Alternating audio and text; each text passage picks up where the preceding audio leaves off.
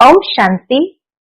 आज 24 मई 2024 के बाबा के अनमोल मधुर महावाक्य सुनेंगे।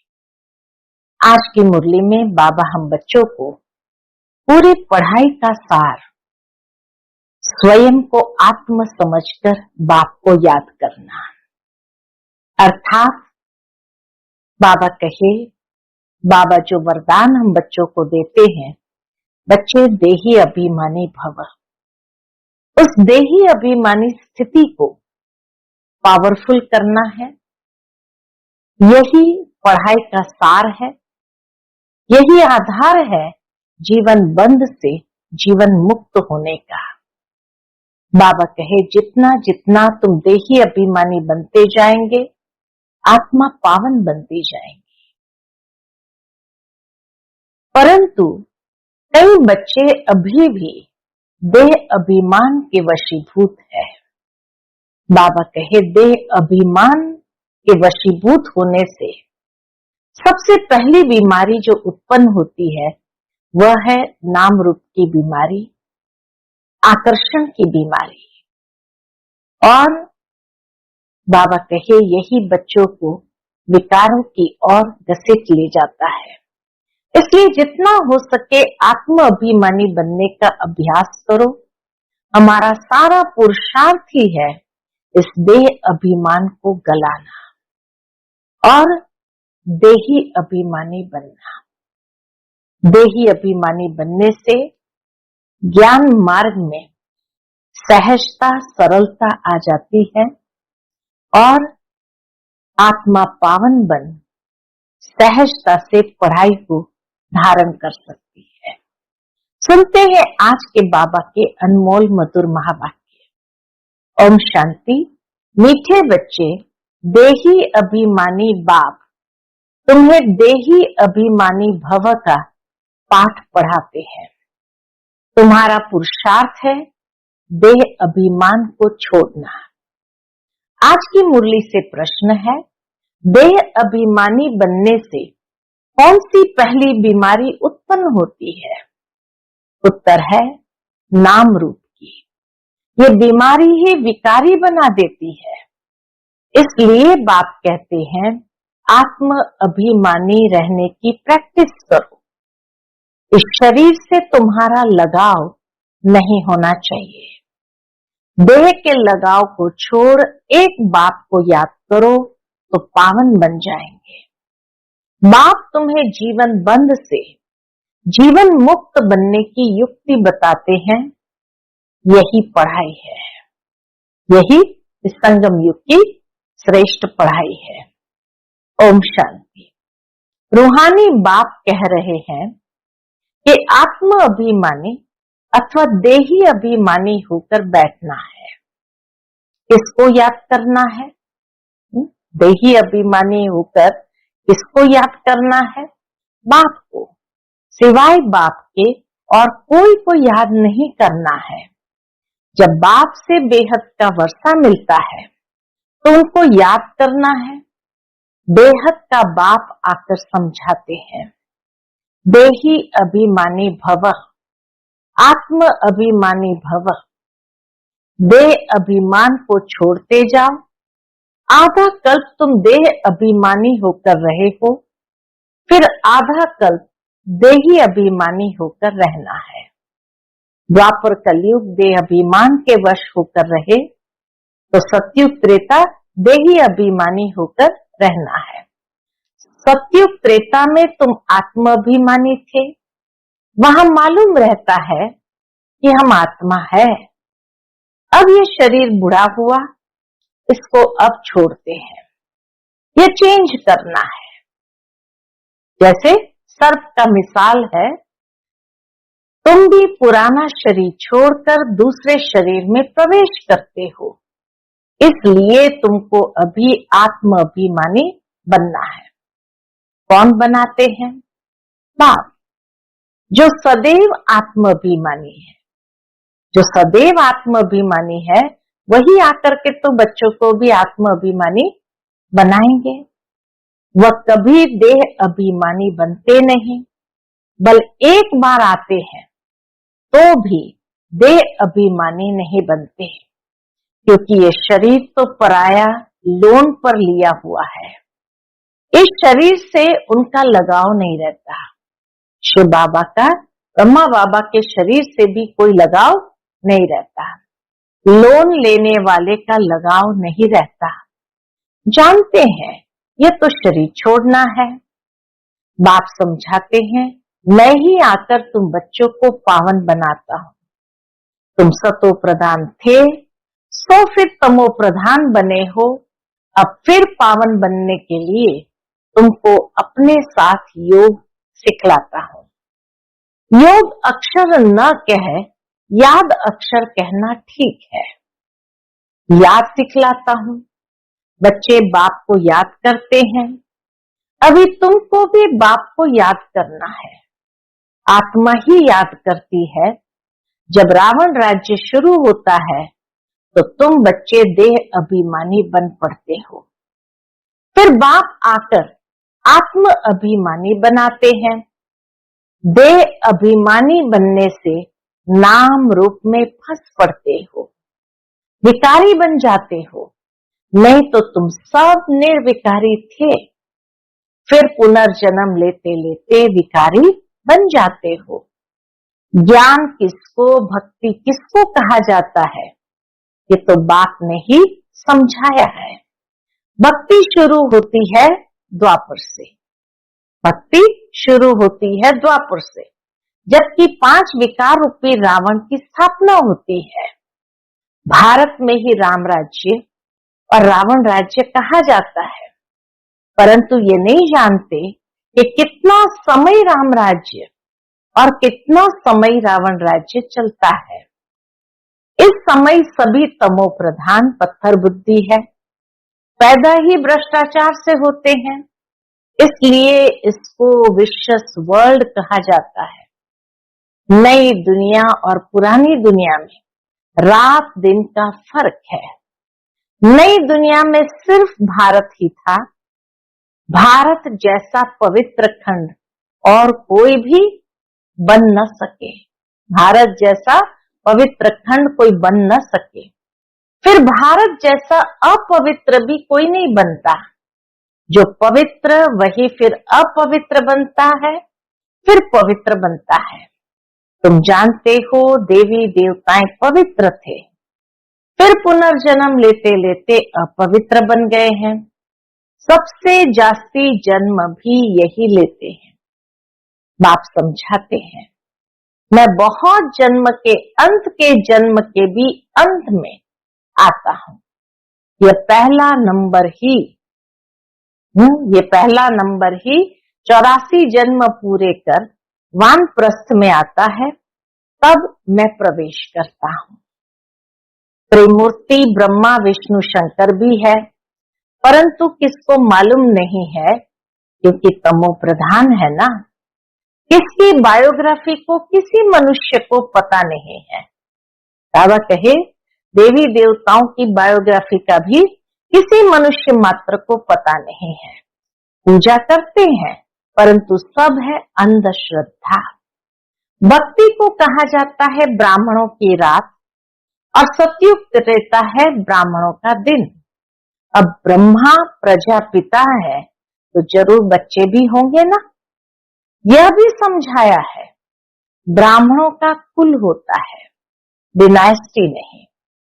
ब्राह्मण है चोटी, चोटी भी देखने में आती है। फिर ऊंच से ऊंच पढ़ाने वाला कौन है?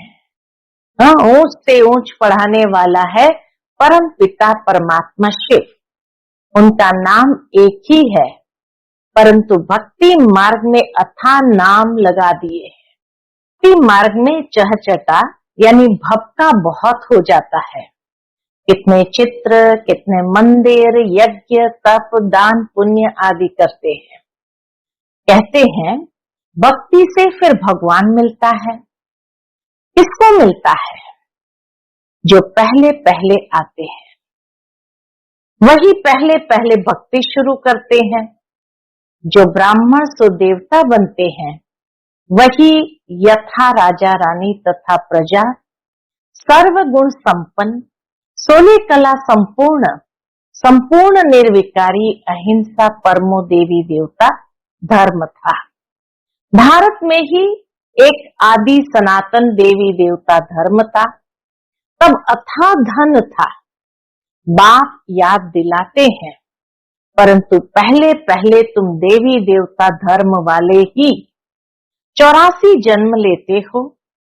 सब नहीं लेते हैं, है सिर्फ 84 जन्म। वह फिर कह देते हैं 84 लाख जन्म। दुनिया में मनुष्य कह देते 84 लाख जन्म। कल्प की आयु भी लाखों वर्ष कह दी है। बाप कहते हैं यह है 5000 वर्ष का ड्रामा। तो यह हुआ ज्ञान। ज्ञान सागर एक ही शिव बाबा गाया जाता है। वह है हद के बाप, यह है बेहद का बाबा। हद के बाबाओं के होते हुए भी बेहद के बाप को याद करते हैं। जबकि दुखी होते हैं, पुनर्जन्म लेते लेते दुनिया पुरानी तमो प्रधान बन जाती है। बाबा के पुनर्जन्म लेते लेते दुनिया पुरानी तमो प्रधान बन जाती है। तब फिर बाप आते हैं। सेकंड में जीवन मुक्ति मिलती है। किससे? किससे जीवन मुक्ति मिलती है? बेहद के बाप से। तो जरूर जीवन बंध में है, पतित है, फिर पावन बनना है। यह है सेकंड की बात। बाबा कहे ये तो सेकंड की बात है। ज्ञान 1 सेकंड का है, क्योंकि पढ़ाई तो तुम बहुत पढ़ते हो। वह सब मनुष्य मनुष्य को पढ़ाते हैं। पढ़ती तो आत्मा ही है, परंतु देह अभिमान के कारण अपने को आत्मा भूलकर कह देते हम फलाना मिनिस्टर है। यह है, वास्तव में है आत्मा। आत्मा मिस्टर मिसेस के तन से पाठ बजाती है। ये भूल जाते हैं, नहीं तो आत्मा ही शरीर से पाठ बजाती है। कोई क्या बनते, कोई क्या बनते हैं। बाप समझाते हैं अभी ये पुरानी दुनिया बदल नहीं बननी है। अभी ये पुरानी दुनिया बदल नहीं बनती है। वर्ल्ड की हिस्ट्री ज्योग्राफी जरूर रिपीट होती है। नई दुनिया है सतो प्रधान। घर भी पहले नया होता है तो कहेंगे सतो प्रधान, फिर पुराना जड़ीभूत तमो प्रधान होता है। इस बेहद के नाटक व सृष्टि चक्र के नॉलेज को समझना है। क्यों? क्योंकि ये पढ़ाई है, भक्ति नहीं है। भक्ति को पढ़ाई नहीं कहा जाता है, क्योंकि भक्ति में एम ऑब्जेक्ट कुछ भी होती नहीं। जन्म जन्मांतर वेद शास्त्र आदि पढ़ते रहो। यहाँ तो दुनिया को बदलना है। सत्युग त्रेता में भक्ति नहीं। भक्ति शुरू होती है द्वापर से। तो यह बाप रूहानी बच्चों को बैठ समझाते हैं। इसको कहा जाता है रूहानी नॉलेज अथवा रूहानी ज्ञान।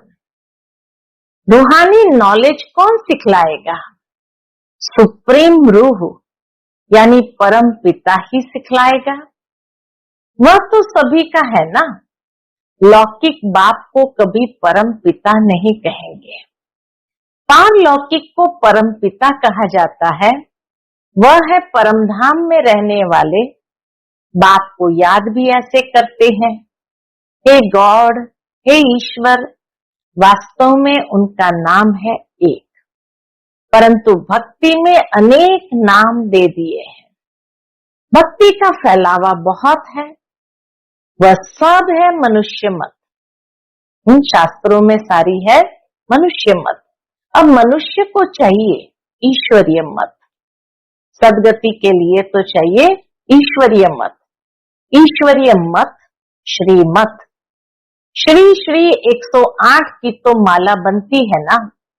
ये प्रवृत्ति मार्ग की माला बनती है। फिर पुनर्जन्म लेते लेते सीढ़ी उतरते इंसॉल्वेंट बन जाते हो। बुद्धि इंसॉल्वेंट बन जाती है तो मनुष्य देवाला मारते हैं। इंसॉल्वेंट माना एकदम तामसिक हो जाती है तो मनुष्य दिवाला मारते हैं। जो 100% सॉल्वेंट थी यानी संपूर्ण थी, वो इस समय इंसॉल्वेंट है। बुद्धि को ताला लगा हुआ है। वो लॉक किसने लगाया? बुद्धि को ताला किसने लगाया? गोदरेज का ताला लग जाता है। भारत जितना नंबर 1 में था उतना और कोई खंड नहीं। भारत की बहुत महिमा है। भारत सब धर्म वालों का बहुत बड़े से बड़ा तीर्थ है, परंतु ड्रामा अनुसार गीता को खंडन कर दिया है। भारत और सारी दुनिया की भूल है। भारत में ही गीता को खंडन किया है। भारत में ही गीता को खंडन किया है।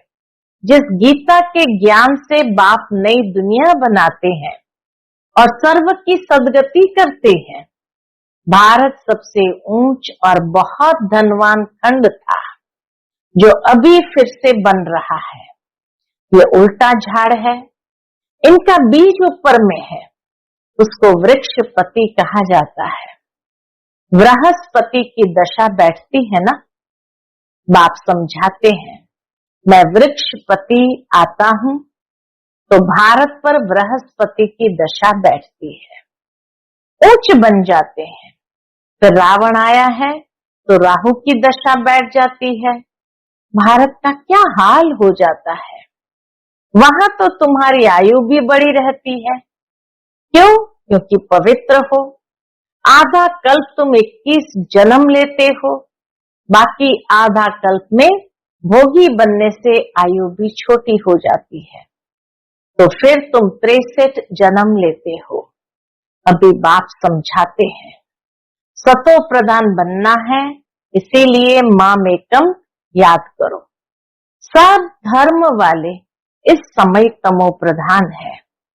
तुम सभी को यह ज्ञान दे सकते हो। आत्माओं का बाप तो एक ही है। ज्ञान सभी को देना है। बाप एक ही है, ये परिचय जरूर सबको देना है। सब ब्रदर्स है, क्योंकि हम आत्माएं एक बाप के बच्चे हैं। बल कहते भी है हिंदू मुसलमान भाई भाई है, परंतु अर्थ नहीं जानते हैं। आत्मा कहती राइट है। सब ब्रदर्स का बाप एक है। वर्षा देना ही है बड़े बाबा को। बड़े बाबा आकर के सबको वर्षा देते हैं। वह आते भी भारत में हैं, शिव जयंती मनाते हैं, परंतु वह कब आया था ये किसको भी पता नहीं है। तुम्हारी युद्ध है 5 विकारों से। काम तो तुम्हारा नंबर 1 दुश्मन है। रावण को जलाते हैं, परंतु वह है कौन?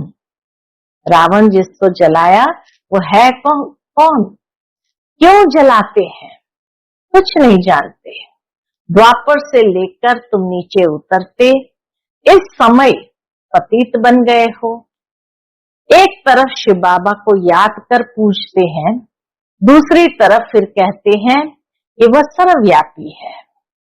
जिसने तुमको विश्व का मालिक बनाया, उनको तुम माया के चक्कर में आकर गाली देते हैं। बाप कहते मीठे बच्चों, तुम मुझे अनगिनत जन्मों में ले गए हो, मुझे कण कण में कह दिया है। यह भी ड्रामा बना हुआ है। बेहद के बाप की ग्लानि करते कितनी पापात्माएं बन गए हैं। रावण राज्य है ना, यह भी तुम जानते हो। इस समय सब भक्तियां हैं। सबकी सदगति करने वाला कौन है? सबकी सदगति करने वाला कौन है? सचखंड स्थापन करने वाला सबका बाबा है। रावण को बाबा नहीं कहा जाता है। 5 विकार हर एक में है। विकार से पैदा होते हैं, इसलिए भ्रष्टाचारी कहा जाता है। देवताओं को कहा जाता है संपूर्ण निर्विकारी। अभी है संपूर्ण विकारी। देवताएं जो पूज्य है वही फिर पुजारी बनते हैं। वह कह देते हैं आत्मा सो परमात्मा। बाप कहते ये भूल है। पहले पहले तो अपने को आत्मनिश्चय करना है। हम आत्मा इस समय ब्राह्मण कुल के हैं, फिर देवता कुल में जाते हैं। ये ब्राह्मण कुल है, सर्वोत्तम कुल। ब्राह्मणों की डिनेस्टी नहीं है, चोटी है ब्राह्मणों की। तुम ब्राह्मण हो ना। सबसे ऊपर में है शिव बाबा। भारत में विराट रूप बनाते हैं, परंतु उसमें न ब्राह्मणों की चोटी है, न चोटियां ब्राह्मणों का बाप है। हाँ, न चोटी है न चोटियां है, अर्थात न ब्राह्मण है न ब्राह्मणों का बाप है। अर्थ कुछ नहीं समझते, त्रिमूर्ति का अर्थ भी नहीं समझते। नहीं तो भारत का कोट ऑफ आर्म्स त्रिमूर्ति शिव का होना चाहिए। अभी तो ये कांटों का जंगल है, तो जंगली जानवर का कोट ऑफ आर्म्स बना दिया है। उसमें फिर लिखा है सत्यमेव जयते। सतयुग में तो दिखाते हैं शेर बकरी इकट्ठे जल पीते हैं। सत्यमेव जयती माना विजय। सब खीर खंड हो रहते हैं, लून पानी नहीं रहते हैं। सतयुग में कोई भी लून पानी नहीं होते हैं। रावण राज्य में लून पानी, राम राज्य में खीर खंड हो जाते हैं। इसको कहा ही जाता है कांटों का जंगल। एक दो को पहला नंबर कांटा विकार का लगाते हैं। बाप कहते हैं काम महाशत्रु है, यह आदि मध्य अंत दुख देने वाला है। नाम ही है रावण राज्य। बाप कहते हैं इन 5 विकारों पर जीत पाकर जगत जीत बनो, या अंतिम जन्म निर्विकारी बनो। तुम तमो प्रधान पतित बने हो, फिर सतो प्रधान पावन बनो। गंगा कोई पतित पावनी नहीं है। शरीर का मैल तो घर में भी पानी से उतार सकते हैं, आत्मा तो साफ नहीं हो सकती। भक्ति मार्ग में कितने ढेर के ढेर गुरु लोग हैं। सतगुरु तो एक ही सदगति करने वाला सुप्रीम बाप भी है, सुप्रीम टीचर भी है, सुप्रीम सतगुरु भी है। वही तुमको सृष्टि के आदि मध्य अंत का नॉलेज सुनाते हैं। वही बाप सुप्रीम बाप भी है, सुप्रीम टीचर भी है, सुप्रीम सतगुरु भी है, जो आकर के हमें सृष्टि के आदि मध्य अंत का नॉलेज सुनाते हैं। अच्छा, मीठे मीठे सिकिलते बच्चों प्रति माता पिता बाप दादा का याद प्यार और गुड मॉर्निंग। रूहानी बाप की रूहानी बच्चों को नमस्ते। हम सभी रूहानी बच्चों की रूहानी माता पिता बाप दादा को याद प्यार, गुड मॉर्निंग और नमस्ते। नमस्ते, शुक्रिया बाबा, शुक्रिया। आज की मुरली से धारणा के लिए मुख्य सार है। पहली पॉइंट, सतो प्रधान बनने के लिए सिवाय बाप के और किसी को भी याद नहीं करना है। देही अभिमानी बनने की प्रैक्टिस करनी है। दूसरी पॉइंट, सबसे खीर खंड होकर रहना है। इस अंतिम जन्म में विकारों पर विजय प्राप्त कर जगत जीत बनना है। आज का बाप दादा का मधुर वरदान हम बच्चों के प्रति है। बाप की छत्र छाया में सदा मौज का अनुभव करने और कराने वाली विशेष आत्मा भव। बाप की छत्र छाया में सदा मौज का अनुभव करने और कराने वाली विशेष आत्मा भव। जहां बाप की छत्र छाया है, वहां सदा माया से सेफ है। छत्र छाया के अंदर माया आ नहीं सकती। मेहनत से स्वतः दूर हो जाएंगे, मौज में रहेंगे, क्योंकि मेहनत मौज का अनुभव करने नहीं देती। मेहनत मौज का अनुभव करने नहीं देती। छत्र छाया में रहने वाली ऐसी विशेष आत्माएं ऊंची पढ़ाई पढ़ते हुए भी मौज में रहती है, क्योंकि उन्हें निश्चय है कि हम कल्प कल्प के विजयी है। पास हुए पड़े हैं, तो सदा मौज में रहो और दूसरों को मौज में रहने का संदेश देते रहो। यही सेवा है, मौज में रहो और दूसरों को भी मौज में रहने का संदेश देते रहो, यही सेवा है। आज का स्लोगन है, जो ड्रामा के राज को नहीं जानता है वही नाराज होता है। जो ड्रामा के राज को नहीं जानता है वही नाराज होता है। जिसने राज को समझ लिया वो हर बात समझते हुए मुस्कुराता है, साक्षी हो जाता है। लेकिन जो नहीं समझता है वो छोटी छोटी बातों में भी क्यों हुआ, ऐसा तो नहीं होना चाहिए, और फिर नाराज हो जाते हैं। अच्छा, ओम